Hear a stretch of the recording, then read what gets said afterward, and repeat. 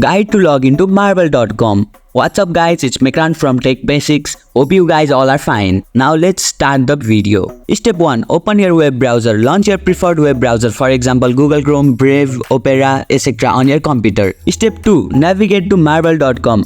In the address bar, type marbles.com login and press enter. Step 3. Locate your login section. Once you are on the Marble homepage, look for the login section. This is typically located at top right corner of the page or on the home page itself. Step 4. Enter your credentials. In the login section, you will find two input fields, username or email and password field. Enter the username or email address associated with Marbles and type in your password. If you haven't registered your account, click on register, and if you have forgotten your username, click on the forgot username. If you are using your own device, you can click to remember me. But if you are using other or public device, don't tick the remember me. Step 5. Click on the login button. After entering your credentials, click on the login button to proceed. Step 6. Two-factor authentication if applicable. If marble.com uses two-factor authentication for added security, you may be prompted to enter a verification code sent to your mobile device or email. Enter the code in the provided field and click submit or verify. Step 7. Access your account. Once you have successfully logged in, you should be redirected to Marble's account dashboard,